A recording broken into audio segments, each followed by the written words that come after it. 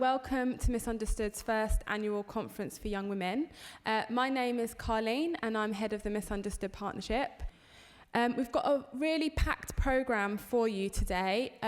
What we're going to do is try to spend the morning thinking about some of the issues that MsUnderstood works on by listening to what some young women around the country have done to try to change the world that we all live in. And in the afternoon, you'll be given an opportunity to go and work with them in workshops to think about how you can also get involved. So without further ado, I'm going to introduce Jinan Younes. I first met Jinan last year at a conference and she absolutely blew me away with what she had to say then, and I know the speech that she's prepared for you this morning should set us all on course for a really exciting day. So I'm going to invite her up to take the lectern.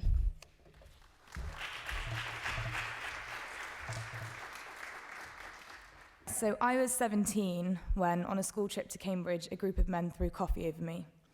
They did this because I dared to speak out and tell them to stop shouting sexual comments at my friends and me. I was 17 when I started to see my friends suffer in emotionally and physically abusive relationships. I saw friends, after being the centre of jokes among male peers because of their size, become anorexic, hospitalised, unable to finish their A-levels. I was 17 when I tried to set up a feminist society at my school and was labelled a feminist bitch.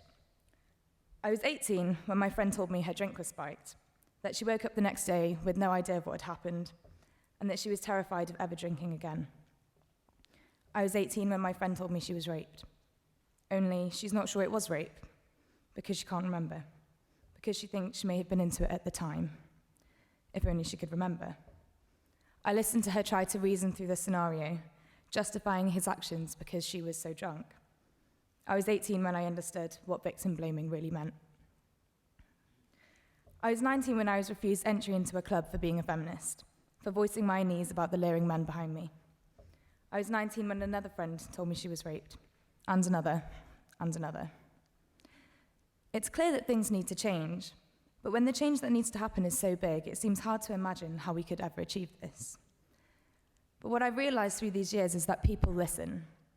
After my first experience of having coffee thrown over me, I wrote an article which went viral. People from all over the world got in contact with me to offer their support, to show that they wanted to help in making a change. Campaigns were set up, petitions were created, feminist societies around the UK were formed, and I realised it's because people want to challenge the status quo. They just need an outlet to do so. I think it's easy to find yourself feeling isolated or alone in your experiences. And what working with the media has taught me is that people are never alone. There is a vast network of support waiting for you. You just need to tap into it. And there are plenty of other ways in which we can make a difference, from campaigning in universities to working in women's refuges. There are all ways in which we can begin to slowly make a change in society. I think that motivation and passion are key to any sort of activism because at times it can be quite stressful and disappointing. Personally, knowing that sexism still exists in my day-to-day life is enough to motivate me to fight against it in any way that I can. I write articles about my experiences because it helps me deal with them emotionally, as well as enlightening people to the true experiences of so many young women. I want to move on to more grassroots activism. I want to work with BME women, with queer women, with women who have experienced domestic violence. There are so many pressing issues that aren't getting the attention that they deserve, and it's up to us to change that. We have the power and the responsibility to make a change. My experiences are those of one young woman. If we collated all the experiences of the women in this room, it would be too many to ignore. We all have a voice, and we're all capable of making a change. Thank you.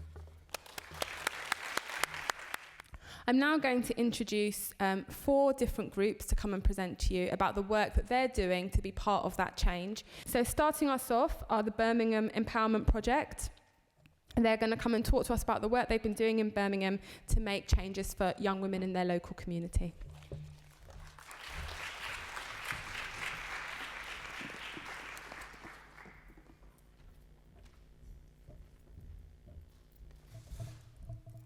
Good morning, ladies.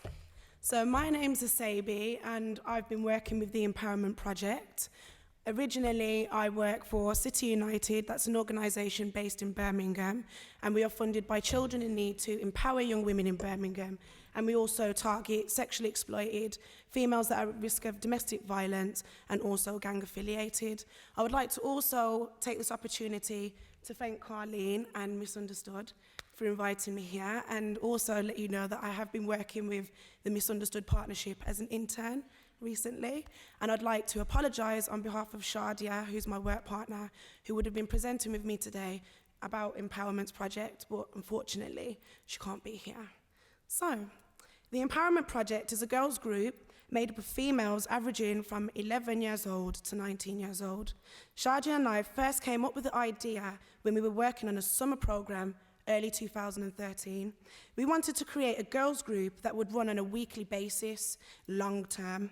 So Shadia and I came up with the idea of a summer programme that not only engages young women, but also motivates them to change and encourages them to empower their own community. The main idea behind the summer programme was to build a rapport with some of the girls in the Aston community and to recruit girls to join our weekly girls group sessions to start at the beginning of the school term. Initially, the idea behind the girls group was to empower young women we work with and give them the knowledge and the skills in order for them to empower others, not just other young women, but their entire community. Our long-term plan was to start empowering the girls we work with through politics. However, we know that we had to be strategic in enticing the girls and motivating them to work with us in sessions, as we're aware that, politics isn't as fun as the latest gossip and talking about the rave you went to last night. We then came up with the idea of Empowerment Girls Group. Shadia and I created a 6-week summer programme of interactive games and activities to engage the Empowerment Group in debating sessions and group discussions. We had gender debates, self-esteem and perceptions of beauty discussions, and other facilitators came in to empower them through life skills, for example, sexual health and women's defence, cooking sessions and other sessions. Most importantly, we used incentives such as paintballing, arts and crafts, ice skating, bowling, and other activities to keep the girls coming on a weekly basis. The learning incentives seemed to have worked really well, and the girls got really used to debating and getting involved in political discussions. We still meet with Empowerment's Girls Group to this day. Towards the end of the summer programme, Shadia and I took Empowerment on a residential. The residential was to engage in outdoor activities in order to promote confidence and team morale and bonding between the group, but most importantly, to reward Empowerment for their hard work and for all their efforts they had invested into completing the summer programme, thus making it a success. But of course, the residential was intended to extract information as to what Empowerment is passionate about in their area, so it wasn't all fun and games. We used team-building activities, group discussions, to extract information about the issues they were passionate about. We used our findings to then work on a focus for a campaign as a group. The group decided that the main issue affecting almost everything in their community, which is Aston in Birmingham, is respect. The group felt that respect was one of the reasons why young men do not treat women properly in relationships. They felt it was one of the core reasons behind domestic violence and sexual exploitation, but also they felt that the lack of respect in their community affected the way people work with adults, peers, and their parents. And this is how we initiated the Respect campaign. So, since the Respect campaign was initiated, we've worked together on a weekly basis and discussing how we can form a workshop for young people to educate their community and professionals. We did this over a year, and we launched our Respect campaign in May this year, 2014, and the girls were amazing. Shadia and I supported them to empower professionals. We had Children in Need, we had MsUnderstood come, we had St. Basil's, we had the Real Hype Project, sexual health organisations, and they completely went with it. The whole group was amazed that these young girls could teach them and they could take something back. And also, it showed us that young people can make a change, that young people can teach professionals, that we can do something positive for our community. Since then, We've been working with empowerment on sexual health, and we've been working very closely with Terence Higgins Trust, who is training them so that they can start facilitating sexual health sessions from their local community centre. Their first sexual health session has actually been booked, and that will be hosted next year, February. So we can make a change, ladies, no matter how small it is, and it doesn't matter how young you are and what background you come from. If you're passionate about something, fight for what you believe in. Thank you. Next is Ikamara Larisai and Leah Latchford from Imkaan Young Women's Team, talking about a project they've done to challenge racism and sexism in the media. So over the past 4 years, we've been doing work to capture and amplify young women's voices since 2010. Yeah. The work that we did in 2010 really came out of some of the big changes that happened that year. Before that, Imkaan hadn't really done that much work specifically with young women, but with the changes in government and some of the rhetoric that was coming out around big society and everyone being a part of that, we did a series of focus groups with BME young women to see how they felt about these things, how they felt about everything from healthcare to education to the media, policing, like everything in society. What really came out strongly from that work was that young women felt very dissatisfied with media representation of young women and of women of colour. And so we came together with the End Violence Against Women Coalition and Object to create a project which provided a platform for young women to directly challenge racism and sexism in music videos. And we called that project Rewind and Reframe. The project has had a few really good successes. We were surprised about how much interest there was from the media. In terms of young women, it was a kind of satisfying surprise because, you know, when you talk about something kind of between you or amongst a couple of friends, you're not really sure if that's reflective of how people feel in general. But we had a lot of responses from young women that were kind of like, finally, there's someone talking about this issue, there's somewhere that I can go to tackle this, there's a project where I don't have to separate my gender from my ethnicity or any of the other issues. Alongside kind of the response from young women, we've had a recent campaign success, kind of. David Cameron, in a speech that he made in August, announced a commitment to piloting the age rating of music videos, whether sold in shops or online, which that pilot started this month, and we'll see how that goes. Yeah, and that directly followed our petition for the government to do that, so that was positive. Yeah. The other things that we had asked for in that campaign was media literacy, and not just like this is how you use a computer, but this is how you analyse the messages that you're seeing, as well as sex and relationships education, meaningful sex and relationships education, and just for the music industry to stop making horrible stuff. Like you can get your music out there without relying on racist and sexist stereotypes. So the Rewind and Reframe website remains available for young women to blog on, but we're now working on a new project called Purple Drum, which is a movement of young women to challenge media misrepresentation more generally, and also to promote equality in pop culture and beyond. So that's what we're working on for the next 6 months. Yeah. Some of the things that we learned from Rewind and Reframe is, whilst it was really great to focus on something specific and niche, because we could kind of have very clear campaign goals, obviously young women wanted to talk about all of the problems with media representation. So starting with music videos was a great platform to then talk about everything else, from TV to advertising, just everything. So that's what Purple Drum will be focusing on and kind of really skilling young women up. Whilst we had a lot of media interest for Rewind and Reframe, what we found was it was kind of squeezed into whatever agenda there was at the time. So it meant that often the project wasn't necessarily represented the way that we or the other young women involved wanted it to be. So sometimes they would completely miss out the racism element of it and just talk about sexism, or there would be a heavy focus on sexualization, which is not the only issue in terms of racism and sexism in music videos. So Purple Drum really focuses on the young women creating our own content on mobile phones, on the internet, like whatever we have available to us, kind of using that to get the message out there. Yep, so come to our workshop and you'll learn more about that work. Those of you who do come to our workshop, please check out the Inspirational Women exhibition, which is in the lunch area, because we'll be discussing that at our workshop. Thank you.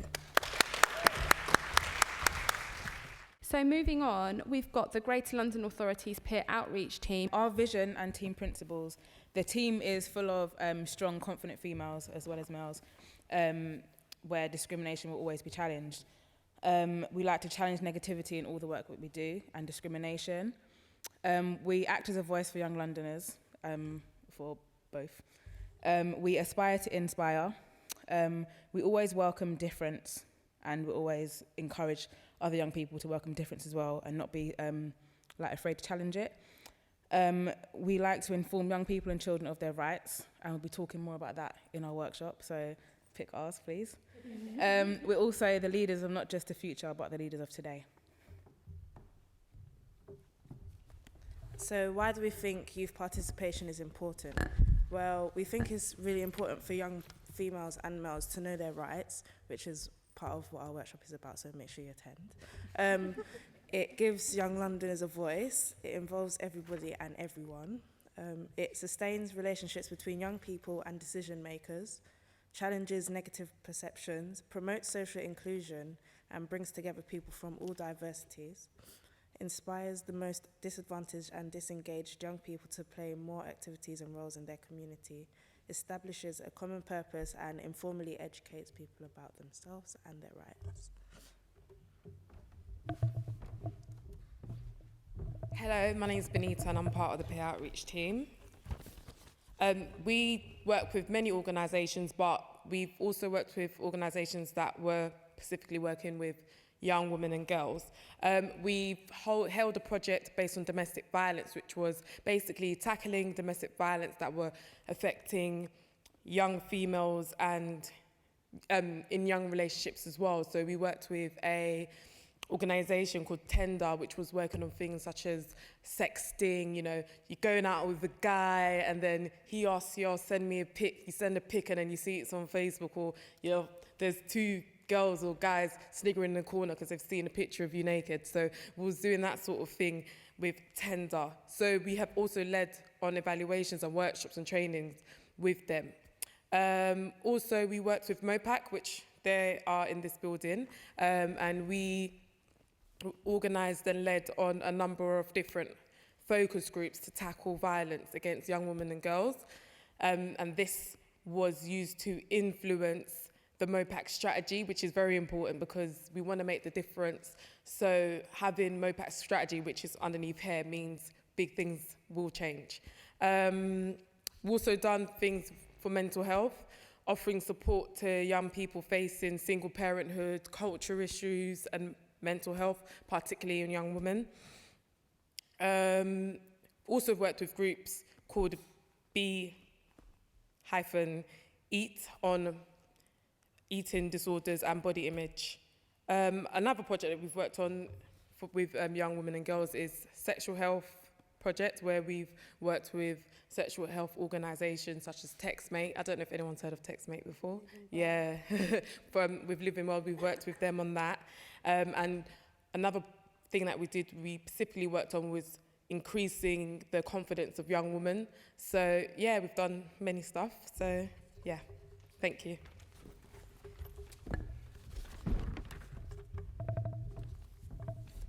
Hi. What do we get from the peer outreach team? We learn about our rights, and please come to our workshop. We challenge racial and gender stereotypes actively throughout all the work we do, and within our team, not constantly.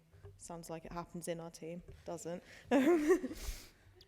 Formal training in youth work involving conflicts and resolution, learning how to work effectively with young people, partners and key decision makers.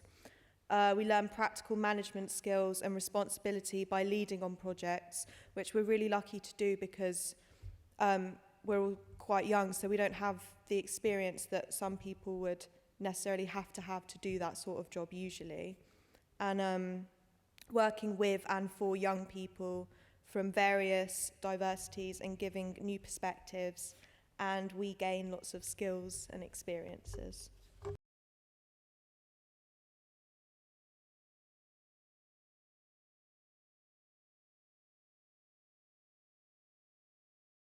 So my name's Hayley and I'm a guider from Ulster in Northern Ireland, currently living in Cambridge. We are both members of Girl Guidance Advocate Panel, which is a panel of young women aged 14 to 25 from across the UK seeking change in a range of issues. Hello, I'm Heather. I'm also from the Advocate Panel and originally I come from Devon. Girl Guiding's Advocate Panel was at the centre of the Girls Matter campaign, developing the campaign. The campaign is Girl Guiding's asks to politicians to prove that girls matter for the next election. This is the first time that Girl Guiding's actively called on politicians to make a commitment before an election. We're doing this because as the largest charity for girls and young women in the UK, we feel it's part of our duty to ensure that girls and young women feel an equal part of society. The Advocate, I've said that bit already. In the run-up to the 2015 election, this is a key moment for politicians to listen and take action to make a change in society. So as mentioned in the short video there, we have 8 asks that we'll be wanting politicians to take into consideration. The first one is to listen to girls and young women, take them seriously and make their voices count. Our survey showed 57% of girls aged 11 to 21 feel politicians don't listen to their views enough. Currently, no political parties are committed to listening to girls. Our second ask is that we demand schools to take a zero-tolerance approach to sexual bullying and harassment. Our survey also showed 70% of girls aged 11 to 21 say they have experienced sexual harassment at school. 70% is a huge proportion. Guidance for tackling bullying in schools doesn't cover sexual harassment. We would like politicians to consult organisations and young women to tackle this. Our third ask is to call on schools to teach body confidence and gender equality. 63% of 11 to 21-year-olds who took part in our Girls' Attitudes surveys felt that schools should have to teach gender equality. We're asking for a clear, consistent PSHE curriculum, including lessons promoting body confidence and gender equality. The fourth ask is to make girls' rights a priority in the UK's approach to international development. 14 million girls are forced or coerced into marriage every year. The next government will continue the work of the Millennium Development Goals that were set in 2000, and we're asking this work to tackle key issues for girls, including forced marriage and female genital mutilation.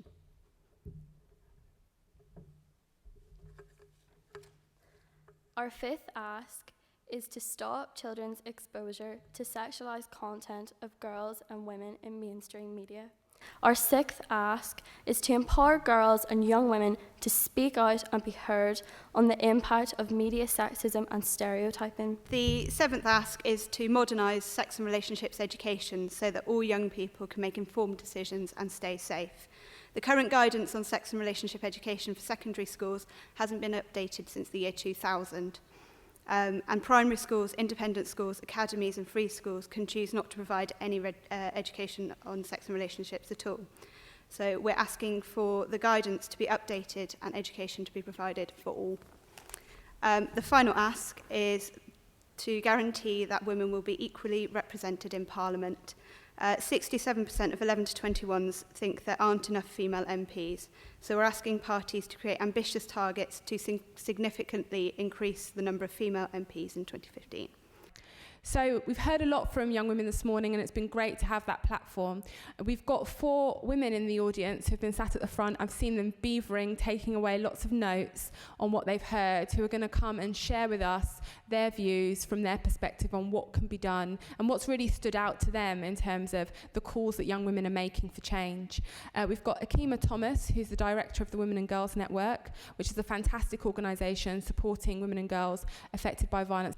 We've got Alison Wheeler, who's a participation advisor at the Office of the Children's Commissioner.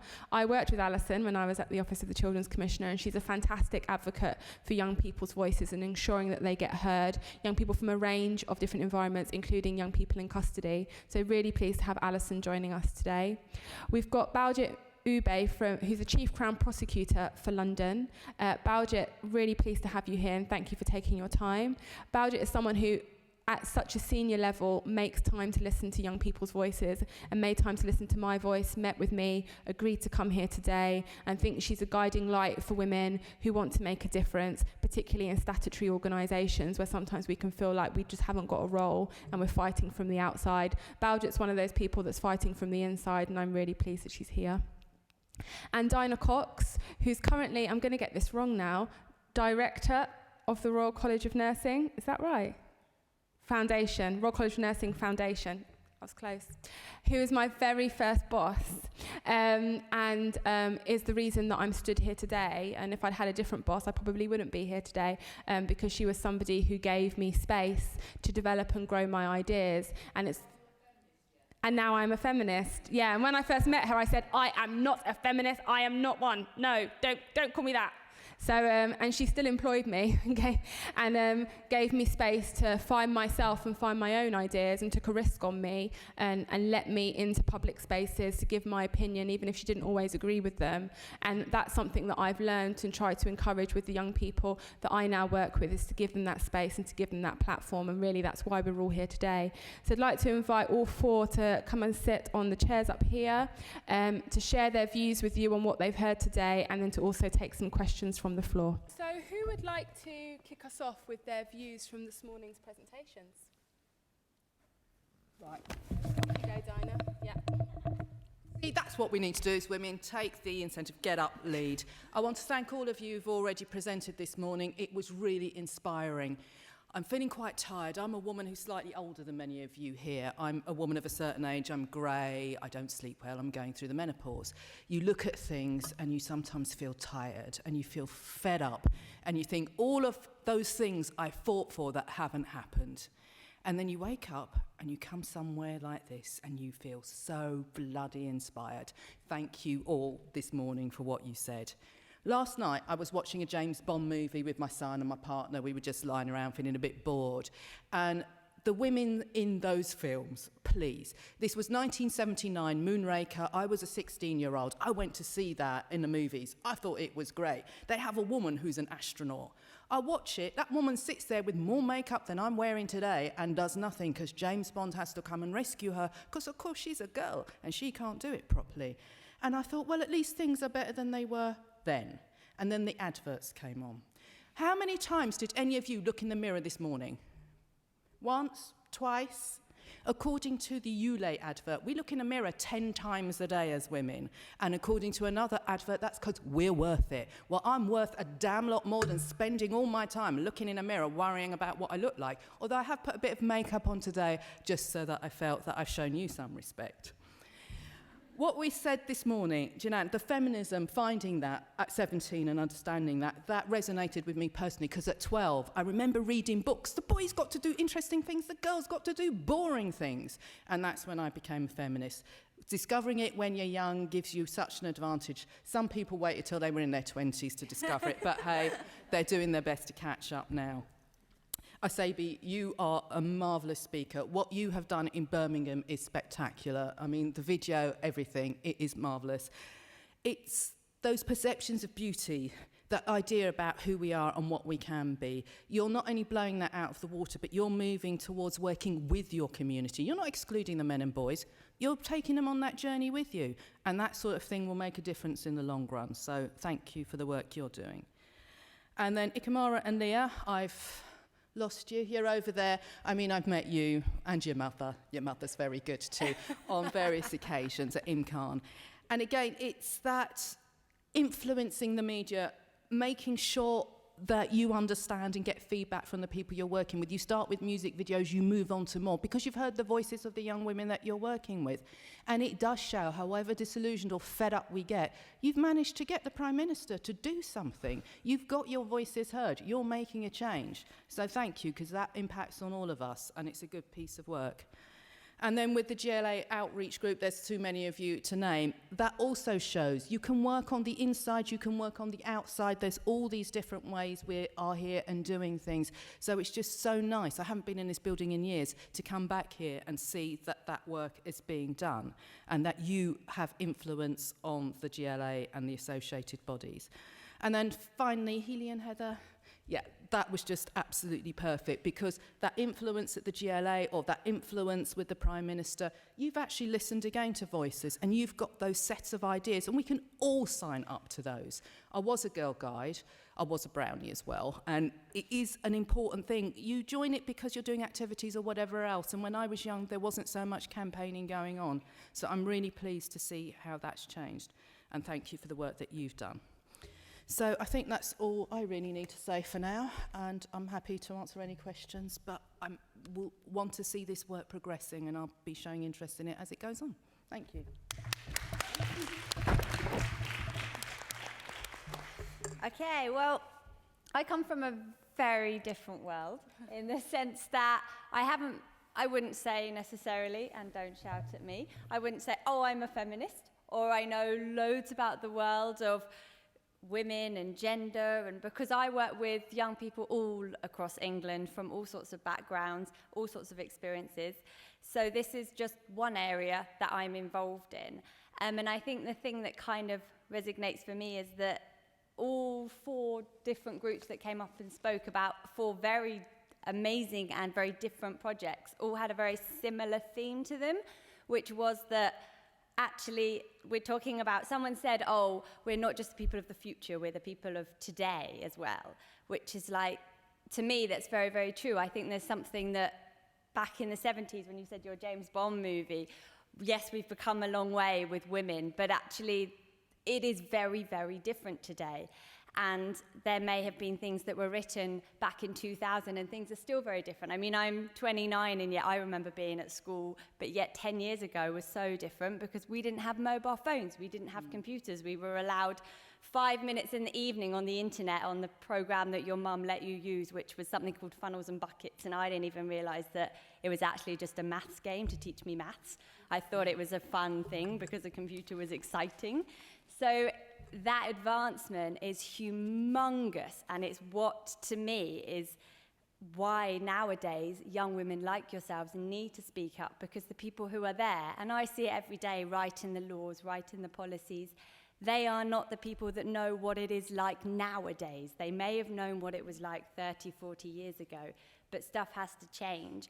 And I do a lot of work with under 12s, and we've been doing some gender work with them, and I was so shocked to hear, and like all these 8-year-olds in a room tell me, oh yeah, you've got real men and you've got girly girls, and like you want to be a real man because they like sit around and they drink beer and they've got loads of friends and they're cool and they know what they're doing, but you don't want to be a girly girl because like they don't get anywhere in life. And girly girls, they just wear pink, they wear purple, no one has any respect for them.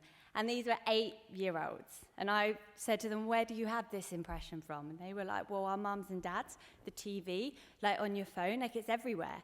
And I think when you said, oh, you need to learn, like at 12 years old, you said, oh, I'm a feminist at 12 years old, and to recognise it young. And it is about recognising it young. And you guys are doing this incredible work with people down to 11 years old, which will make a huge impact on their lives.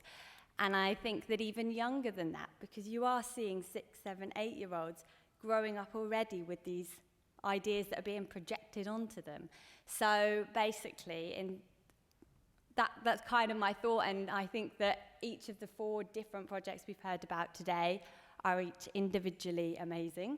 And I just wanted to kind of congratulate all of you for doing them, because it's not necessarily an easy thing, but it does make a difference. And in the work that I do, talking to government, we do see those differences, and they do come from younger people nowadays a lot more than they did. So keep going with it, really.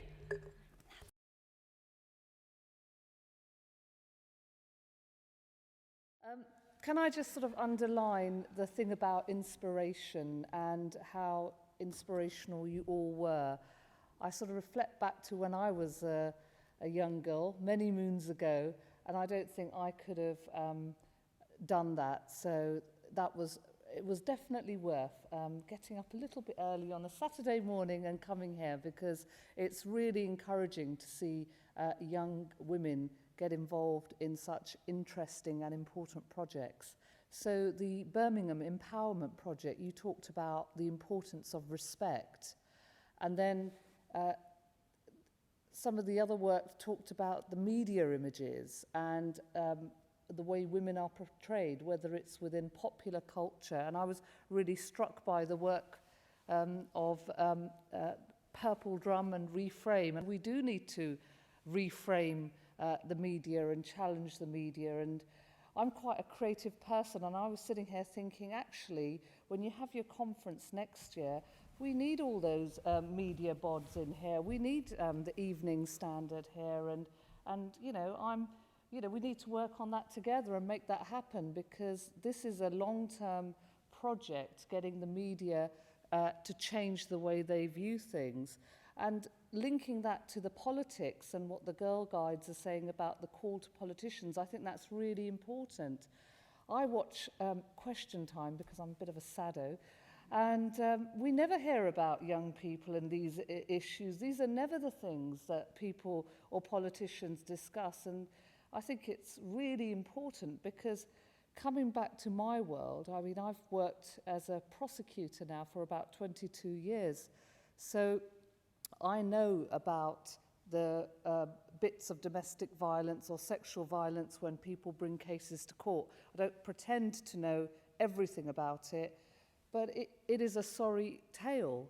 And it is very sad that in this day and age, where we see advancement in some areas as far as women are concerned, if anything, in other areas, we almost see things getting worse. I would say the whole sexual violence agenda, it's not just about historical cases, it's about cases now, it's about things that are happening now. But I can tell you that there has been a phenomenal growth in the number of prosecutions for sexual offences, and now more recently domestic violence. And it's not just the Jimmy Savile effect and things being recorded from the past, and the work that Carlene's done around girls and gangs.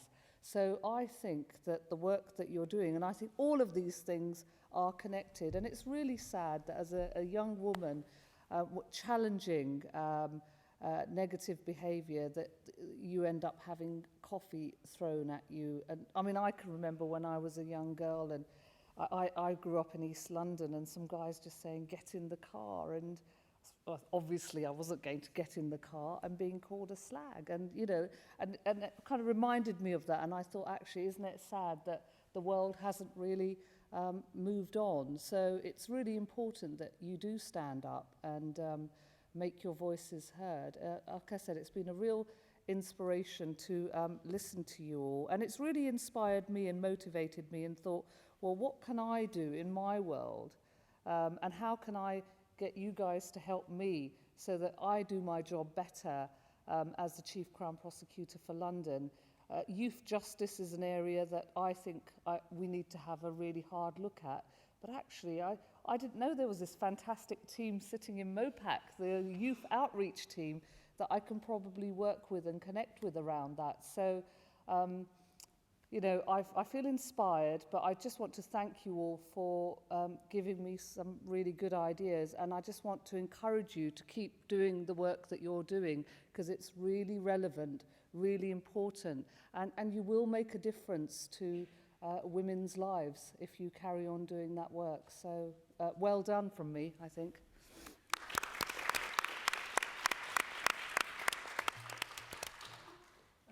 going to sit down as well because I'm in that menopause, or men on pause, that means.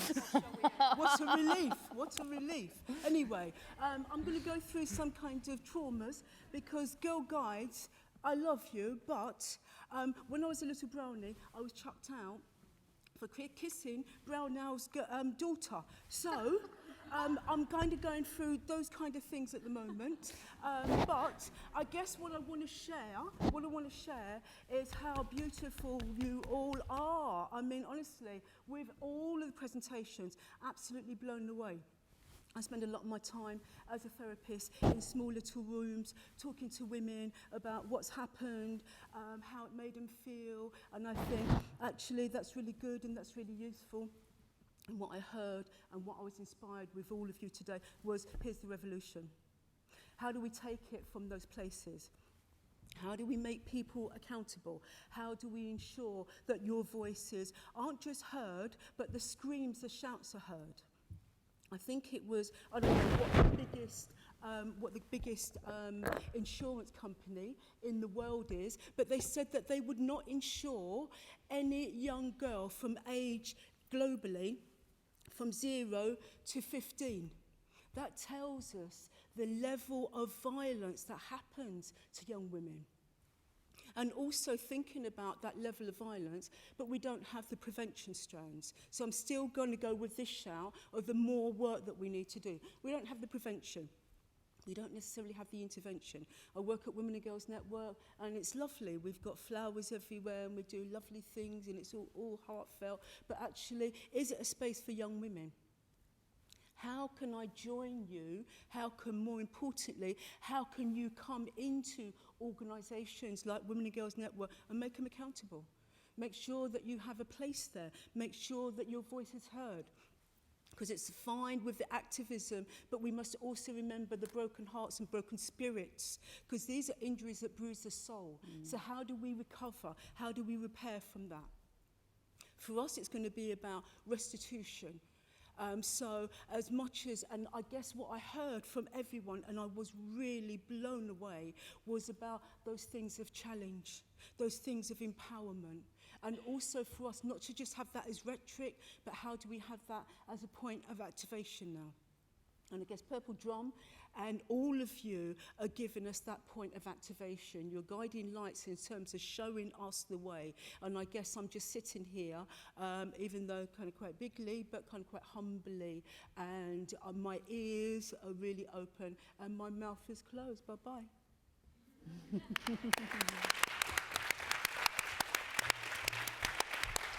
Okay, so it's for Dana. You said you was like a feminist at the age of 12. So how did you recognize that and know that's what you was and what you wanted to stand up for? And why do you think young people still today feel like they can't speak out and women have to keep quiet about things? It's so difficult. You may have noticed, I'm quite loud, I'm quite stubborn. So if you want me to do something, tell me not to do it. You want to get on my nerves and tell me that I'm not allowed to do something. My natural instinct is as a fighter. It's very tiring, it's very boring, but that's who I am. And I can see full well, having gone through a career where I didn't go to university till I was in my late 20s. So I was a barmaid, I was a cleaner, I worked in shops. I decided I wanted something more from life. I went and did a degree. I worked with homeless women. And as I've gone through this, I've worked in violence against women and girls. I've worked as a funder. So many people feel that they aren't empowered. So the work that the guides are doing, the work that you're doing in Birmingham, which is called empowerment, those of us who are strong enough to take the lead and talk need to help others to get to that stage so that they feel they can speak out. We need to work together. You can't do it in isolation. I don't really know. How do you do it? You find people around you, don't you, Carleen, that you can work with, as you described earlier. So that's why I'm stubborn. I found other people who were like-minded, got together, worked together to try and make the change that way. And it frightens me for you as young women now. I mean, I have a son of 18, and as you were saying, when you were young, computers weren't there. When some of us were young, there wasn't even videos. You've got these constant images thrown at you. You've got them on your phones. You've got them 24-hour TV. You've got them all over the world, all over the United Kingdom. So you have to work together because you're fighting in a way more than we are, which is why I see some of it has slipped backwards and that we're in this situation where you're fighting back. Yeah, and I'd also say, I'll come to you as well, Akima, actually, because I think there might be other panel members that have a view on this, that actually it's more about realising the injustices that you and others face, and then finding ways to channel frustration at that. And like Dinah said, it took me years to say, oh yeah, I'm a feminist. All I know is I was really annoyed. I was annoyed about a range of things, and I was annoyed that people didn't seem to understand where I was coming from, and I was supported by other people to find ways to challenge that, and over time thought, actually, yeah, these are feminist issues, I'm a feminist. But I didn't, if someone had said to me, you're a feminist, without actually explaining to me what that meant, without actually giving me the space to recognise the importance of that movement, then I wouldn't be there either. I think it's more important to find the things that you care about, to challenge those, and to challenge them through whatever means you can, and to know that there are a network of women and young women who are around to support you to do that, and to support your peers to do that. But everyone goes at their own time, and it's more important that you care about something and that you're passionate about it than what label you choose to call that cause that you're working for. And just to say quickly, as Jeanette found with people telling you things, when I was 5, back in the 1960s, people called me a nigger on the street. White people had no compunction, adults, in insulting children. And this was around the time of this Rivers of Blood speech. There was a politician who said there were too many of us here. So again, sometimes you're in a position where you have no choice but to fight. So for me, race and gender are so key to who I am that I can't ignore it. Akima.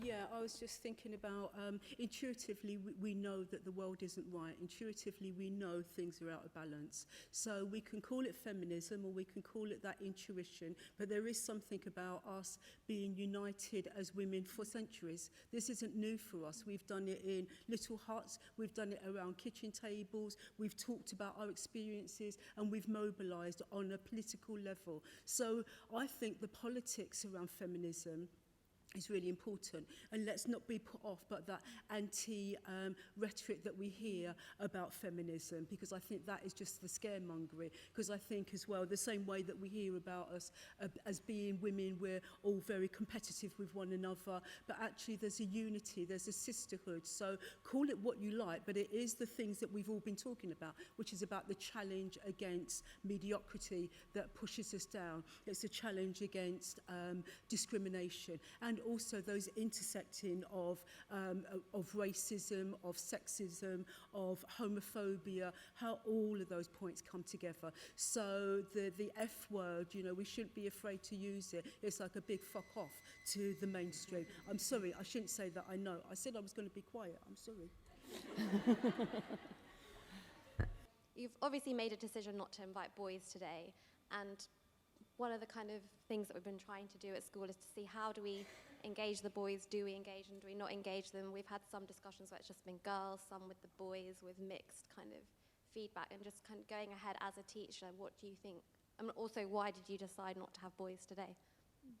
Okay, in terms of boys coming, we actually were going to ask the question at the end of today whether, when we repeat this next year, because this is our first annual conference, whether the young women here would want boys to attend the next conference or not. If they don't want that to happen, then we'll have this as a women-only space because we think that's important and you're given the chance to have that. We will also run a parallel conference with young men to discuss similar issues with the view of bringing the two conferences together to share ideas. But we felt for the first conference it was very important to give women and girls the space to have these conversations, and all too often those spaces aren't created, and it gives a very different dynamic about what you feel comfortable to say. Particularly, we're in a room of strangers, you know, we're all here to support one another, but we are in a room of strangers, and that was a decision taken by the young women's team that I work with, and I was more than happy to support it. And I think in terms of education and all the work that I've done around focus groups and workshops with young people, and some of my team recently, we ran some workshops with some young men, which have been fantastic, is it was really important for them to have a workshop in a male-only space, and actually to have some work that was just delivered by men with them, and then working with us, and then working with other young women. And I think it's important to give boys space, to give girls space, and to then bring them together to have those debates and have those conversations. And I would encourage you to do that, to have all the different spaces possible, so young people have different environments for them to share their ideas and views. I mean, that's certainly something that we took from the Birmingham presentation, that we quite like that idea of having the excursions and taking girls out in order to empower. And my second question, you've all mentioned physical violence, but I think with the increase of technology, in particular, the emotional abuse, as was also alluded to with one of the presentations about pictures, again, certainly from an education kind of point of view, is a massive problem among young people at the moment. I've looked it up as a teacher again. There doesn't seem to be very many laws in place about how that's, what the future, is there a future for that? Is that going to start to be a criminal offence, or not just for, I understand as like having underage pictures is, but you know, we've also got older girls that are being affected. I don't know what you think. I think the whole, well, there's two things. There's the whole sort of, we heard about the sort of images being circulated when relationships break down. And then there's also the sort of cyberbullying, which I think is a massive thing with schools, and trolling and just, you know, the pain it causes people and the devastation to people's identity. So there are criminal offences. And I have to say, when I do any work in schools, I always want to really tell people that there are criminal offences that you commit online. So you really do not, you know, there's a moral imperative to not do these things, but actually, you know, there are sanctions out there. The CPS has a policy on prosecuting cases involving social media, which will be on the CPS website.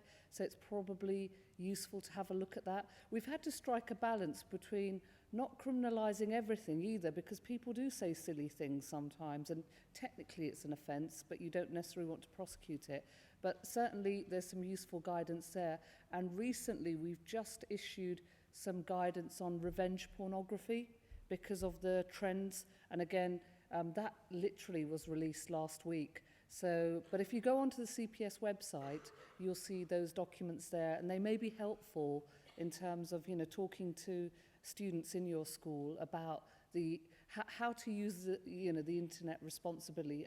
And otherwise there are young people that have ended up with convictions, which, you know, it's a moment of madness that can end a footballing career or something else. So it is a serious issue.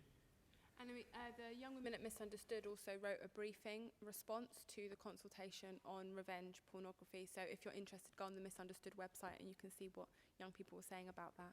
Does anyone else on the panel have any views on internet? No? Okay, can we take the question at the back there? I just wanted to ask, what would you define as being a feminist is? Because there's a lot of views about it, like, oh, an independent woman, I make my own money, I do my own thing, I don't need a man. But what would you say is an actual feminist? How can someone say, yeah, I'm a feminist? Yeah, good one. Who would like to go first? Well, you see, I am the worst person to answer this, but that's why I think maybe I'm good at answering it, because I wouldn't define myself as a feminist because of that very reason. I wouldn't know what to say is a feminist. But I think that it's a bit like Carleen said, it's about having a passion to make a change, to see things are not how you think they should be, and to find those people that have a similar mindset to you and come together to make those changes. And that around, you know, this circle, it might be around gender inequality and changing things for women. And it's that passion and that drive behind it that I would say, listening to all of you today and listening to all of these guys, that springs in my head as to what I would think feminism is, like a drive to make things better for you, for people around you, and to come together to try and make things the best they can be. And these guys may have a different take, I'm not sure, but that's from seeing things from a person who doesn't necessarily define herself in a particular way. By the end of the day, who knows? Because I'm here learning as much as everybody else is. Well, I think it starts off exactly where you say, and that is true. But what am I if you look at me? What am I to you? A woman. What type of woman am I? Well, you see, I'd call myself a black woman, but I am actually mixed race.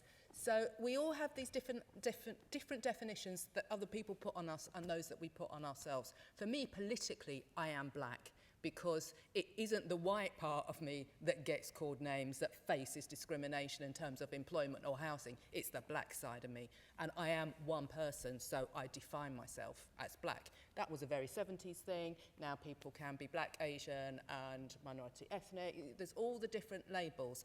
But for me, my colour is important to me. My gender is important to me. As a child, none of it was important to me. I'm just Dinah.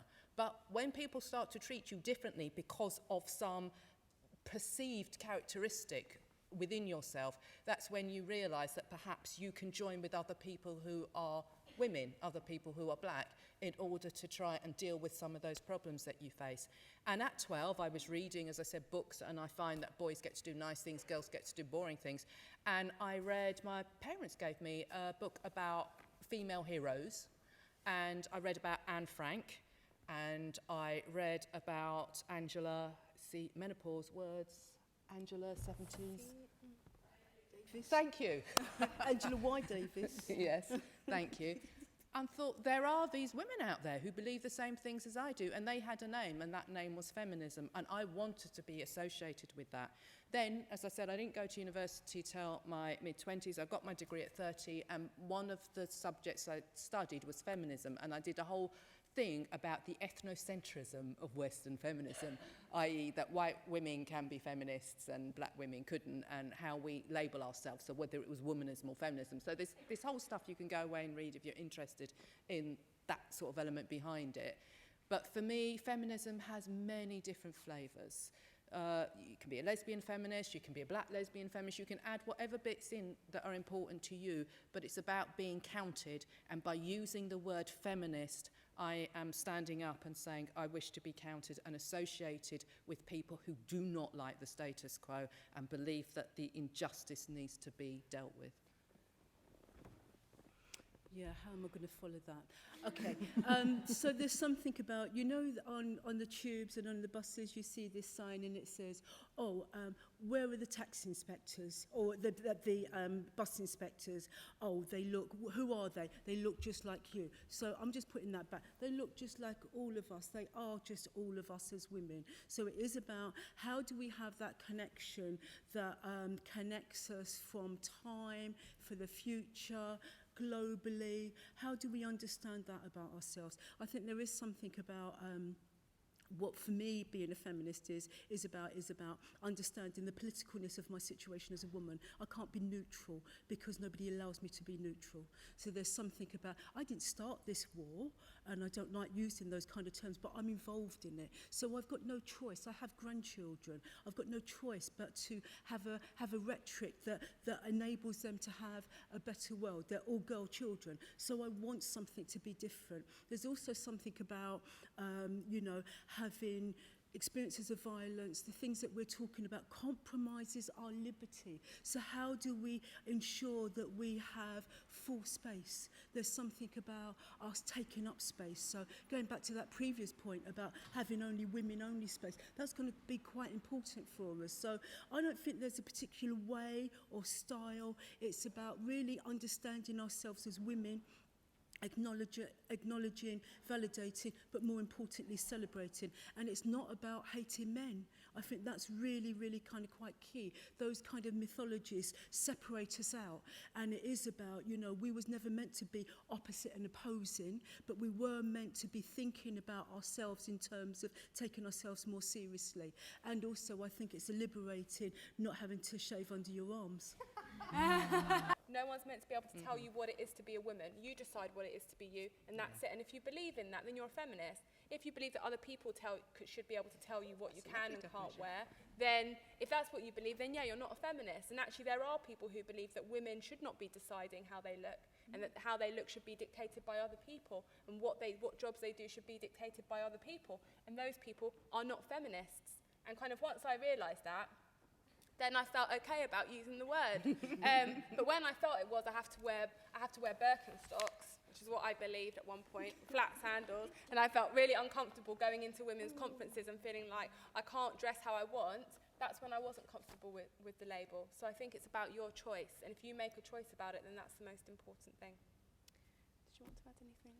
What can I add to what's already been said? I think in its simplest form, it is about women wanting gender equality, and whether that's fighting for it, whether that's influencing, whether that's struggling for it, but it's about equality in its broadest sense, really.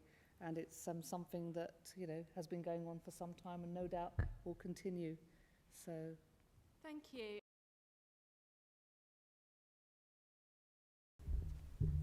Good afternoon, everybody. I'm sort of having a follow that moment, because listening to you all give your feedback from your workshops and your discussions, it's really inspiring to hear what you've been talking about and to hear you taking on the world. Please don't stop. Don't just come and do it today. Keep doing it. It's really important for us, and some of my colleagues, Yellis and Jane, have been with you throughout the day. I haven't been able to be there, and apologise for the slight delay. I've got a bit of a sore throat, so I had to get my tissue. But in the Mayor's Office of Policing and Crime, we're trying to build strategies, and we are a politically driven organisation. And I think I heard somebody say, what was up there, wasn't it, that politics doesn't have to be boring. And I'd like to come back to that. We exist to give voice to Boris Johnson's ambitions as Mayor of London around the police and crime agenda. And when I say it like that, that sounds really, really dull, doesn't it? But the question we're asking ourselves is, how do we make and keep London safe for everybody? Do you feel safe in London? Yeah? You feel safe coming here on the tube? Yeah, mostly? Yeah. I'm sort of hearing a bit of muttering, more positive muttering than not positive muttering. Depends on the time of day, depends on where you are. Okay, so there's a conversation here that we ought to have, which we probably won't have now. But, sorry, we started off, I would like you to carry on with it, give us some feedback, it would be great. But we exist to help Boris think about what makes London be safe. London is actually a very, very safe city. The chances of something bad happening to you on the streets of London are pretty small. It does happen, but they are pretty small.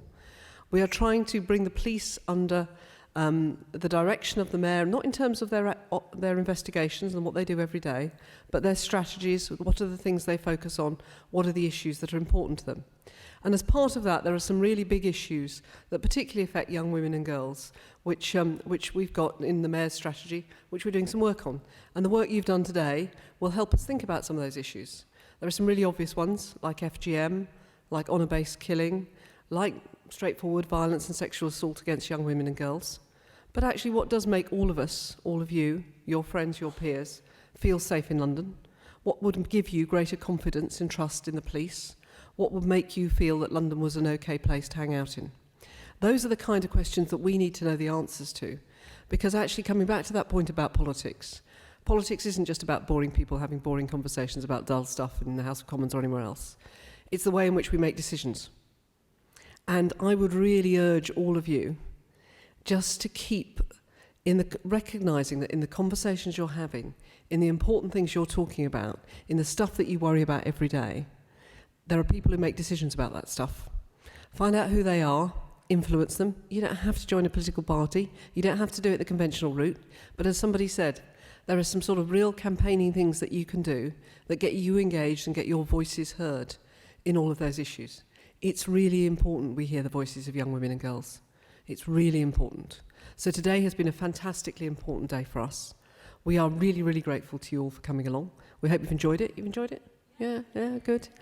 And so all I'm going to do is to say a really big thank you to our organisers, to Carleen Furman and her team, to all of the organisations, and I've seen a great long list of organisations who've encouraged people to come, who've participated, who've run workshops, who've been involved and engaged today, who've provided refreshments.